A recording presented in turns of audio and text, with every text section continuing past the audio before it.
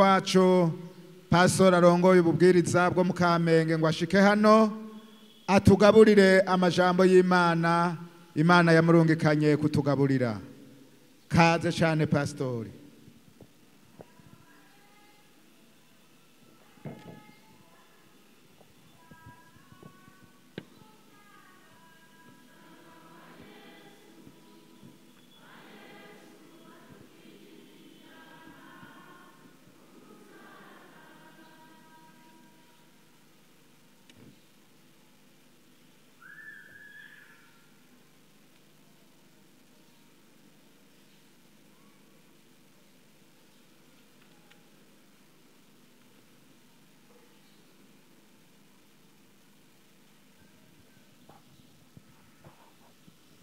Mana yacu nishimwe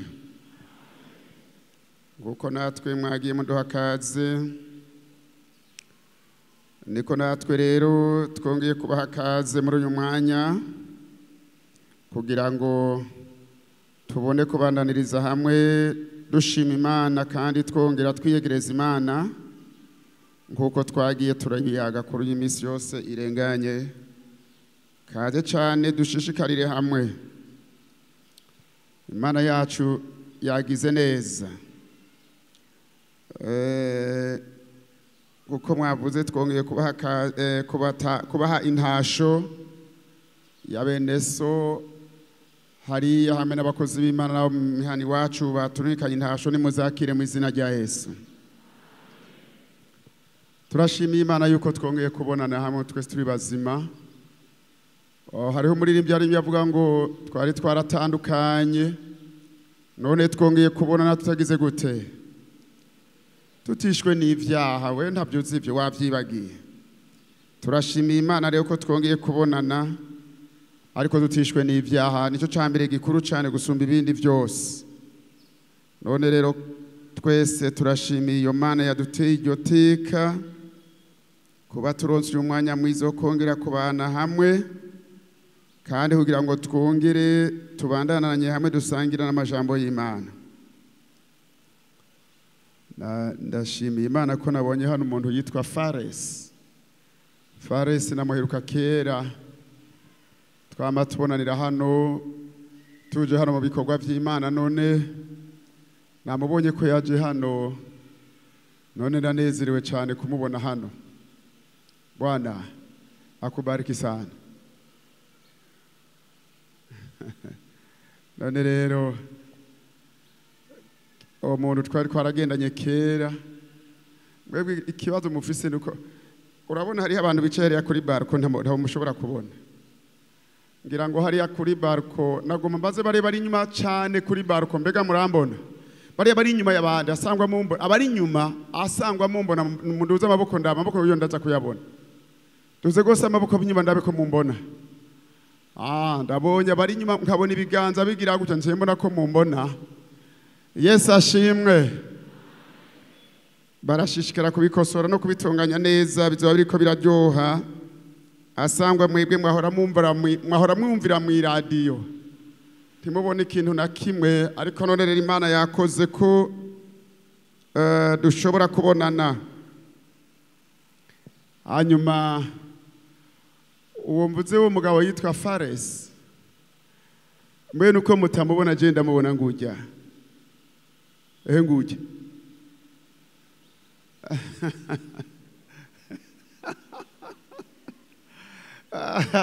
uwo mugabo muri iyo myaka yaheze ndamubona hanyuma niwe yatanguye kunyigisha indirimbo noririmba muri korali. Hanyuma rero n'umugabo yaraza amajwi menshi cyane kandi yaraze kuririmba gose rero apana byo gufite inata.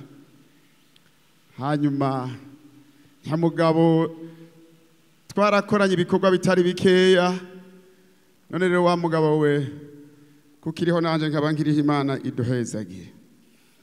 Tugiye gusomera hamwe ijambo ry'Imana ryanditse mu gitabo cy'abavugishwa n'Imana Yesaya igice cha 29.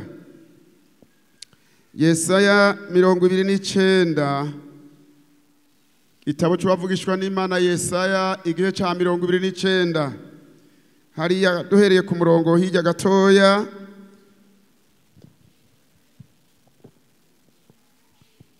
umurongo wa 15 tumara kwepfo gatonya havuga ngo bazobona ibara abarondera kuzika inama z'abikuzimu ngo bazihishe uhoraho ibikorwa byabo bikaba mu mwiza bakavuga bati ninde atubona kandi bati ninde atuzi. 16 ewe wabupfu buri hano mbega umubumbyi mu muhwanya n'ibumba ngo ikintu cabumbwe gihakane uwakibumbye kiti ntiyatubumbye cyangwa ikintu caremwe kigahakana uwakiremye kiti nta bwenge agira. N'aya majambo dusomye hano ejo aha muri narakoze Imana bamye bamfata ati we Pasteur wasomye ahantu uvuga igice ca 5 mugabo ntiwavuga ico gitabo icari cyo kubari ngahejo ariko twariko turabandanya muri kiya gitabo nye ntandi twagiye hari hajyanye n'imbere gato nabe tubandanya mu gice ca 5 ba papa ba mama miso ezali mato ezali mugaca mubona hajyanye n'iruhande mwavyumvise hari harya nyene ariko rero ku bantu batari tudacumiranye iminsi hano twariko tuvugana ingene abantu bashobora kwibagira Imana ikabibutsa irababwira ati ntimuze muhirahire iminsi yose muzombara mukiro mugeze muri ca gihugu ngo muze mwibagire ibyo mwabonye n'amaso yanyu kandi mwumvise n'amatwi yanyu muze mwirinde muze mubishitse kugira ngo muze muronke kurambira mu gihugu oraho Imana yanyu yahaye basokuruza kandi yabemereye ko muzokibamwo. Uyu munsi rero nubu twagarutse hano nagomba nubu ndongere nkwibutse we ukunda kwibagira uze wirinde kwibagira ibyo wiboneye n'amaso ibyo wumvise n'amatwi yawe uze wirinde ntuzu byibagire cyane cyane. Mbega wari umunyabyaha vangaha kagera hehe warehe iki mu byaha wangana iki mu byaha ariko kandi birashoboka kuba uri hano mu ngoro y'Imana mugabo ukaburaho gusa gucyo nyene gusa ukaburaho gutyo gusa kukubera ufise umugenzi mwazananye yakubwiye ahaguhanura kumbure warabye ingeso ziwe nziza kumbure warabye inyifato yiwe ugacuza ukaraba ivyo nyene ugeze mu ngoro y'Imana ukamurondera ivyo nyene gusa byonyene ariko kintu kizokugira mwiza nkawe sinzi kintu kizokugira umukundwa w'Imana muri ico gihe icambere ubanza kwihana ibyaha n'ibicumuro byawe hajya burya nta kintu gikorwa ciza kiro kandi gikomeye mu ngoro y'Imana naho ukuri ibindi byose wanse kwihana nta na kimwe uzopfumaze mu ngoro y'Imana kuko urufatiro nta ruba ruhari. Aha rero tunasomye aya majambo avuga kuri ibi bintu tumaze gusoma ngaha bazobona ibara abantu barondera kunyegeza bibagira. Urumva iyo umuntu agize amakosa agatwara ibintu yama yibaza ngo ko ata muntu yambonye ndabirya amahera kabisa ndabirya hera ndaheze ndateguye umutego ko atawumboneye ikintu gikorokeremo bazovuga ngo yagize isanganya nta muntu yambonye mugaharo bivuze ngo uyo muntu hari n'ingorane agomba kunyegeza inama ziwe kugira ngo ntihagire umuntu n'umwe amubona akibaza ngo n'Imana ntiyamubonye. Ego kandi iyo dukora ivyaha tugerageza kubinyegeza ntihagire umuntu atubona twaseruka imbere y'abantu ugasanga tumeze neza ariko menya neza yavuze ngo mbega none burya ibumba worigereranya n'uribumba uwaremwe uwo mugereranya n'uwamuremye kandi ubwo bwenge yakuremesheje ntibabumwigishije oya niba yiyumviriye ukwiye kumera gutyo. Mnaona hapa kanisani kuna watu warefu, kuna watu wafupi, kuna wanene, sio? Kuna wembamba, kuna weusi, wekundu, warembo, sijui nitasema nini. Na kaandasa wa mimi hapa, sio?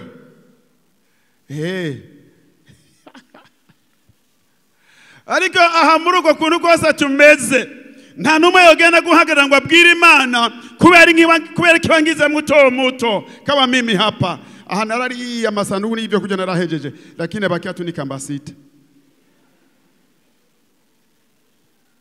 Mina bakia hivi. Ngoma ntumuye umugabo igikogwa aje kunkorera uyu mugabo. Ngoma namutume. None yo turanganya imyaka ntariye 2 no ejo henge nangana subira hariya.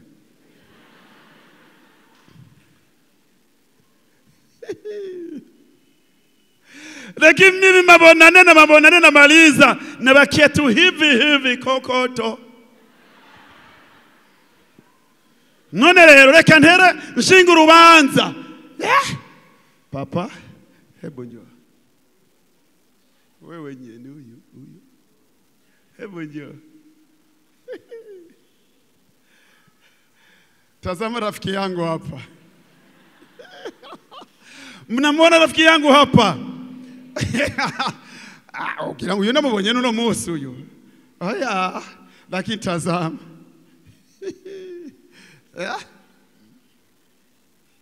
Kanda mbili tu papa. Kanda mbili. None nimba vyo babirenze ivyo ntihagira uwusinga ugenda gace ndashinze urubanza imbere y'Imana hamuburane hamutsinde ndabe. Lakini mimi hivi ninafurahia jinsi nilivyo, mimi ninajisikia kama niko tu sawa. Wala siwe sana. Naho mugomba no musi mukambati ujibingana n'iyi mikro iki kibafu kiringa nitakula, lakini kesho utakula niko tu hivi. Sitabadilika ni hivi. Sababu gani? Mungu mwenyewe yaramunezera yuko nguma ameze gutya nyene. None rero uragenda ugagira ibintu ukibanza ngo ari kintu kimugenda guhindura kuri programme y'Imana nta nakimwe. Kisi urivyo ni hivyo. None rero Bibiliya hanivuze ngo bazobona niba abantu banyegeza inama zabo bakibaza ngo Imana ntiyababonye. Nagoma ndakubwire mu ijoro aho waraye Imana ko yahabonye. Igihe wazi ibyo waje widoga Imana yavyumvise. Ibyo wakoze Imana irabizi. Urazi hapa ivi vita viko binaja kuva nari ngaha kuva kwa 4 bicara muri kajya ka party uku hose hari vide. Ndihagiraho namba. Ariko naho utari kuraza ngaha ibyo warimo byose Imana yarabibonye ko hariho impamvu zikwiye zatumye utaza n'impamvu zabonye yuko bifashe minwe minenegwe nitaenda mimi ni nyandwi wa siku ya ngapi ya Jumapili. Jewe ni Imana irabizi ni ku munsi wa Mungu hajya hose abantu bari hariya nibajyanye n'ibyuma hajya nta n'inyoni yagurukanye namwe mbona gusi bwabunyori buguruka nibo bwaguruka harya. Lakini leo tazama, ariko nagomba ndakwibutsa yuko ibyo warimo byose byo bari byiza, byo bari bibi, byo bari bigororotse, byo bari bigoramye, Imana irabizi irakoze. None we komazi mimi ndakubona mu rusengero byagenda mimi sababu zangu mimi sababu zangu masababu. Ariko menya neza muri izo mpamvu nyene wishimikiza Imana irazizi. Irazi yuko ari ukuri cyangwa ko atakuri kurimwa irabizi kwere. Ego irabizi bazobona ibara abantu bane kuzika inama zabikuzimu uyo muntu mu mutima akamafise sijui kama nitaweza kueleza nini ibintu vyuzuye imbere mu mutima ariko yagera ngaha akaririmba kweri turibuka ngoma ndirimbe nahora ndirimba kera myaka yaranzanye abo njandirimba madiyeze nta sinshobora kubigora mugereka niririmbire mu karoti kweri turibuka amagore waroti ko yahorari murantunga njiye ndabonera indirimbo ugeze hano wibuka mu karoti ariko ntiwibuka ivyawe nawe ivyawe nduvyibuka namba nta wundi muntu twari kumwe nari hariya mu Rubirizi nari hariya mu Kinyankonge nta muntu yansanzeyo lakini kumbuka kama Mungu mlikuwa pamoja aho ari hose Imana ya mwagiye mujanye itara ry'Imana ijisho ry'Imana mwari kumwe urumuri rw'Imana mugenda mujanye nico gituma nimba hazogera igihe cyo guca imanza Bibiri ivuga ngo kira kinywa kitafungwa akanwa kose kazozibwa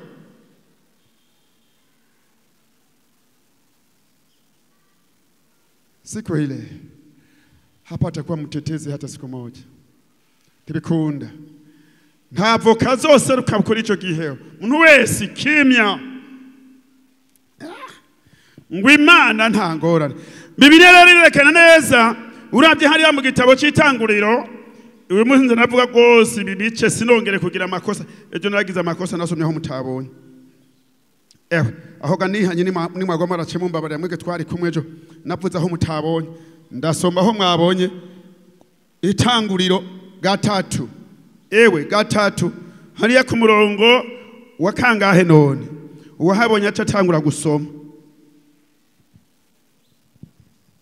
wahabonye none ninde n'umurongo w'umunani bumvijwe ry'Uhoraho Imana agenda muri iryo tongo mu gihe cy'akayahu kagoroba uwo muntu n'umugore wiwe binyegeza mu biti byo muri iryo tongo ngo Uhoraho Imana ntagire gute ntababone ariko umurongo w'ikenda uvuga ngo iki Uhoraho Imana ahamagara uwo muntu aramubaza turi hehe aramwishura ati numvise ijwi ryawe mu itongo ndatinya kuko ndi nambaye ameze gute umviriza rero woba wambaye Imana igira gute Imana igira gute sabwe naho mwanka kuvuga naho wambaye Imana irakubona aho mwanse kuvuga ko mucyamo ati turi gusa naho mwaba muri gusa Imana irababona Adamu na Eva bari gusa ariko Imana irababonye na nizo mpamvu yaca yihuta n'ingoga kuza kumaronera ngo ibabaze neza ibyabaye ngoma nakubwira hajya bijya byose wagize Imana irakubonye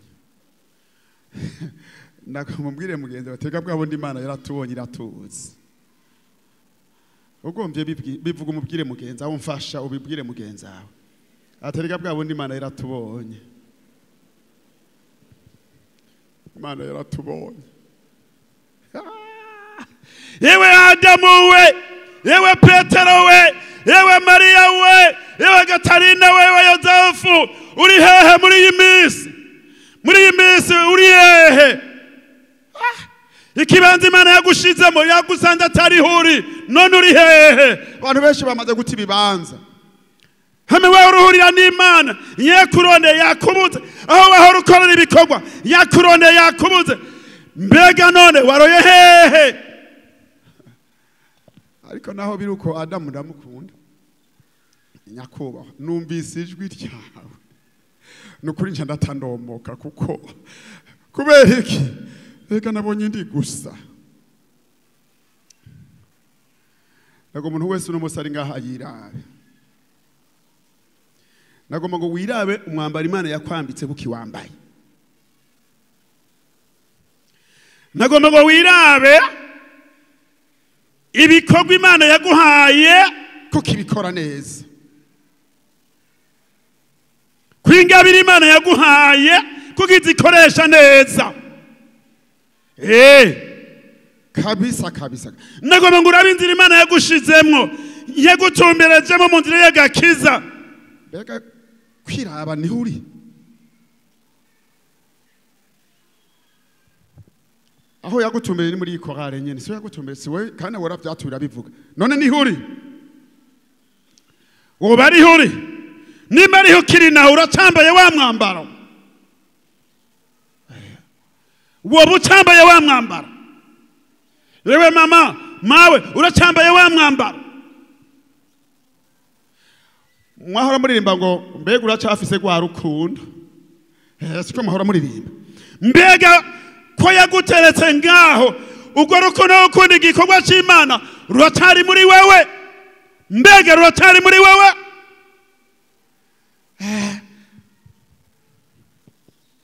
Uyu munsi Imana igomba kukubaza. Wewe wibagiye. Wewe wibagiye. Uri hehe? Uri hehe? Mbega ninde yakubwiye kuri gusa? Ninde yakubwiye kuva mu kibanza Imana yagushizemwo? Ninde? Ninde yakubwiye nguve mu kibanza Imana yagushizemwo? Ninde yagucumye nguve muri za ngabire? Ninde yakubwiye nguve muri za ndirimbo? Muri wa masengesho? Muri wa mwitwarariko? Muri wa muhamagaro? Ninde yabikubariye? Ninde yakubwiye kuri gusa? Ninde yakubwiye kubivamo? Mbega warenza amategeko niko Imana yamubajije. Hari ibintu nakubujije. Mbega wakoze warenze urugero uja kubyo nakubujije. Ngoma nakubwira icyacu n'uja kwene ko wakoze iby'Imana yakubujije. Iby'Imana yakubujije wabiretse wabirenze. Naharewe naho vangura hagaza ariko ra abantu kiri kwakunda. Wa mwete zankomeze yanyota ntayiki. Ninde yakubwiye ngo bivemwo? Mbega wakoze iby'Imana yakubujije. Nico kibazo c'Imana no musi kuri wewe. Nico kibazo c'Imana uyu munsi. Mbega wibagiye ucukora iby'Imana yakubujije. Hari ubundi muri yavuze ndashima umusaraba ariko kandi ndashima yamva nziza. Iyo mva nayo umusaraba uri hejuru hame bita kuri fuvu la kichwa. Ejo sindabarimye namye numva bavuga ngo inyabihanga. Inyabihanga ni hajya haruguru. Mwe abarimvyi mwaye muririmba ejo inyabihanga. Eka si inyabihanga mana yake nande. Eka yesi inyabihanga namba. Murakosora kajya kantu mwabaririmvye. Name ndavyumva dusohotse muriko mura repetition. Inyabihanga. None ni inyabihanga. Inyabihanga se hajya haruguru. Ijya ntara yitwa nde? Bambwiye ngo ni Mwaro. Mwe muririma ngo ni inyabihanga. Hoyaye. Ahantu bahita bavuga usomye neza kubasiga ngo nahantu hagahanga ariko si inyabihanga. Ntimuze musubire kurimba ngo ni inyabihanga. Namye numbejo egara ringi ajya mwebwe mwabiririmba. Namba mwari hajya ariko narabumvise. Ngo inyabihanga. Inyabihanga ni Mwaro hajya haruguru. Ntimusubire kurimba ngo inyabihanga. Pfuma muvuga basi inyagihanga basi. Nahantu kwenye fuvu la kichwa. Nahantu hari harunze ubuhanga bw'abantu biciwe hajya nyene baho amakosa bagize. Ni inyagahanga. Nahantu hagahanga. Uhageze ugiye muri ubwo buryo agahanga gasigaraho. Ntabwo ari inyabihanga. Inyabihanga naho haruguru iwacu. Ko muja kuyiririmba nimba muterarimba cyangwa nimba mwaririmbye mukayiziganya. Ejo ntimuvuge ngo inyabihanga. Inyabihanga ni Mwaro. Murakosora. Murabyumva abantu mwanye muririmba numva. Iyo mva nayo iri hepfo yaho niko biri bivuga. Aho rero ni ivyacu vyose vyamanutse bihambwayo. Uyu munsi rero izo mpamvu zatumye uva muri ivyo uva aho Imana yagushize ukagenda ahandi ngoma bitembagarire hariya kuri yamva nziza. Tumaze kwitegereza umusaraba tukibuka uwawupfiriyeko, avuye hagaca amanuka yikoreye naho byaruko yarabigiye bigenda biramuvuna arashika abyurira na hejuru arabimanukana aje kuzimu abihambayo. Nibyo uno munsi birashobora guhambwa kandi bigaherayo. Twunamike amaso yacu dusenge. Niba wavyumvise dusenge Imana. Ninde agomba gusubira mu kibanza Imana yamushizemo yoba yari yibaye agasanga yahavuye? Nyaruka nimba uriyo ngomba unyaruke, nimba uvyumva kandi uzubigomba utazi ngo ndagenda canke singenda, uvyumva nyaruka tugusengera Imana ko amasahana ya nyene nta wundi mwanya dufise. Biblia inasema kwamba aliye na sikio na asikie neno lile ambao Roho ayaambia makanisa.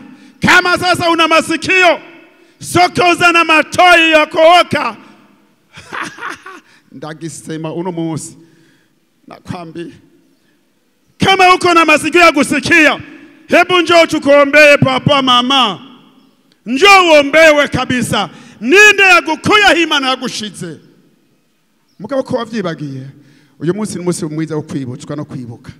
Kaza abataraduga hejuru mwese mugume ngaha, muguma hanyine imbere yanje. Ndakwerekeye mwarimu kugira ngo tuvyoroshe gamwari nibahagarare. Abenshi ubaza napfukame, ariko badapfukama nawe mwese muhagarare. Gume muhagaze, hagara nta dogitine muzo bamwishe. Ababa imbere yanje ngaha, mwese haguruka mwebwe kugira ngo abari nyuma yanyu ni benshi. Hagara muce mwegera ino, haguruka. Hebu wanasikia Kirundi watu hawa? Kama mnasikia Kirundi au Kiswahili, amukina maraze ko murabaswahica. Egere mwese mwegere ngaha hino gose, egere gose mwegerane ngaha. Ni mwegere ntangore hagutinyana. Egerane muhagare muce mugoma muhagaze. Mwumve ko muhagaze kuri ayo maguru, ariko imbere mu mutima mwumve ko mupfukama imbere y'umusaraba, nta bindi. Egera tubasengera Imana, tubasabira Imana. Muri mwebwe mwese rero umuntu wese avuga ati Imana, aho nibagiye naho mengo nabigize nta wumbona, wewe warambonye untabara ungirira imbabazi. Ego bivugira mu mutima, kandi izo mbabazi nabivuga wumva kabisa ubyizeye. Izo mbabazi z'Imana zirakuzako. Ingo turabarindiriye ni muze mwegerane, muze muhagarare aho hose hagati mukwiraho imbere. Ndazi ko muhakwiraho imbere. Iyo nzira yose iri impande yaho yose muyuzure yose. Ngo dusengeranire, muze dusengeranire. Gira iyo ntambuko yo kuzira, gira intambwe werekane kuvuye aho wari uruve igize imbere kabisa. Gira intambuko wigize imbere, niko mbona byo bavyiza. Gira intambuko. Ndaje Yesu kuri wewe, niko umuririmbyi yaririmbye. Ndaje, gira rero intambuko, ushingura ikirenge wigirwe imbere. Shingura ikirenge wigirwe imbere gatonya. Mana ya maguru wa ndagiye, ndaje untabare. Ingo ndacabona bari egera sunikane mwegere. Mbega ba protocol bari ngaha imbere bari hehe? Protocol yari ko yamaze kubikora kera. Nimba abandi kati inzira, kati yindi nzira hirya, amayira ni menshi. Protocol iri hehe? Protocol yabiretse. Gira gucya, abakiri muri yo nzira hagati kate gucya. Okay, bamanuka ngaha kandi barashobora gushika. Ya nyishuriye ya nyenda yose ya ramari vyahindutse umwero singiri ikiza nkora nibe besherejweho n'ubuntu ubwawe gusa nezwade n'amaraso yanyishuriye ya myenda yose yarampariye ibyaha byahindutse umweru. Tugomba rusenge rero tugomba dusaba umubwiriza ashike hano abasengere, sinzi nimba afise akanya.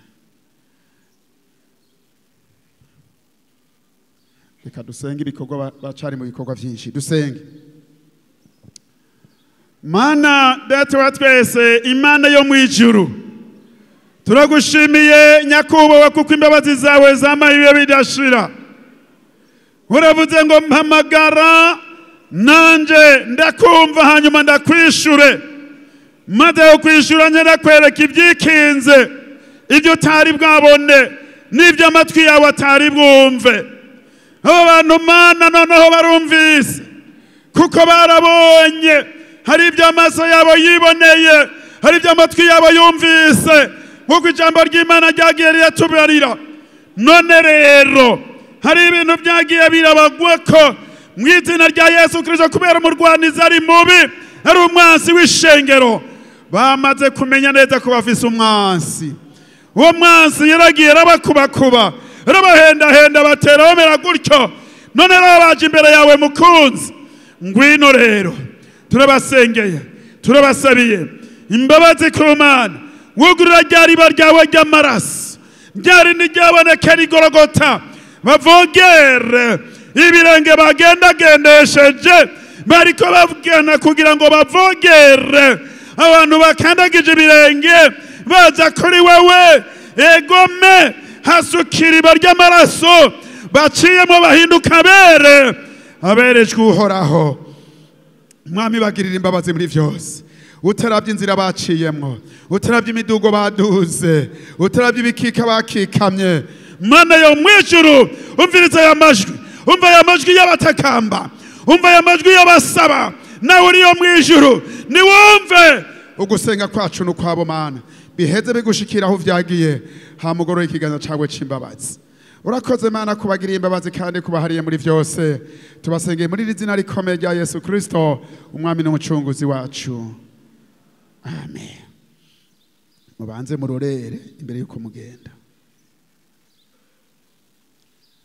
Twagomba tubasengere n'ubu. Ninde yumva afise ikindi kibazo mu mubiri? Ko muhagaze bamwe, ubyumva afise ico kibazo, hari hagati mu ishengero ahaguruke. Hari kuri barko hose ariyo ahagarare. Ni kibazo cyari cyo cyose carusengeramo n'ingwara, namwe muhagaze ngaho bati hariho naje n'ikindi kibazo, maze guharirwa ivyaha n'ibindi arashobora kubimfasha. Udugije ikiganza cawe gutya. Uwumva ko afise ico kibazo aduze ikiganza gutya, akana cakigumizayo, gumizayo ico kiganza. Ndafise ikibazo niki n'indwara zirimo, nibi byose birimo, none Imana nintabare. Duze ikiganza tugusengere, tusabire umubwiriza base. Mana data wa twese uri mu ijuru, ngaba abantu bawe barahagaze hano imbere yawe, imbere y'Imana ishobora byose. Niwe uvura ugakiza, niwe wishura umuntu wese ikibazo ciwe. Haleluya. Aba bantu bawe tubazanye imbere yawe Mwami, barumva bagwaye ingwara z'imibiri, barababara mu ngingo zabo, turabarengukanye imbere yawe Mwami. Wewe niwe ukiza, urakiza ubumuga, urakiza ububabare n'uburibwe. Mw'izina rya Yesu Munyanazareti, mw'izina rya Yesu yabambwe igorogota ku musaraba, aba bantu bawe nubakize. Mw'izina rya Yesu ingwara nizikire, mw'izina rya Yesu ububabare nibubavemwo, mw'izina rya Yesu uburibwe nibubavemwo, mw'izina rya Yesu amangetengete nabavemwo, mw'izina rya Yesu ubukorikori nibubavemwo, mw'izina rya Yesu ishura umuntu wese ibibazo. Haleluya. Hari abafise ibibazo Mwami byo mu ngo zabo, hari abafise ibibazo mu miryango, hari abafise ingwara zanse gukira. Mw'izina rya Yesu turasabye ngo ubagirire neza, ubakize, ubabohore, wishura umuntu wese bikwiranye n'ibyo yakoze. mana we, mana we, mana we, Yesu we, Yesu we, turagusabye mwami aba bantu bawe ubakize mu izina rya Yesu, abadayimoni n'amangetengete babavemwo mu izina rya Yesu. Turatesheje ibitero by'umwasi, turatesheje ibitero by'ikuzimu mu izina rya Yesu. Turasabye ngo vya bitero by'amaso bibavemwo, vya bitero by'amaso bibavemwo mu izina rya Yesu. Vya bitero by'ububabare n'uburibwe bibavemwo, abagwaye malaria bakire mu izina rya Yesu, abarwaye ingwara zitari zimwe bakire mu izina rya Yesu. Nuko urakoze wishura umuntu wese ivyo yagusavye, tubisabye mu izina ry'umwami wacu Yesu Kristo, amen. Musubire hariya mu bibanza byanyu, umuntu wese asubira aho yarari. Imana yacu irakoze, naho muri ko muragenda muduze ibiganza byanyu gutya. Inueni mikono tumrudishie Bwana sifa zake. Bwana asifiwe, Bwana asifiwe. Mungu awabariki.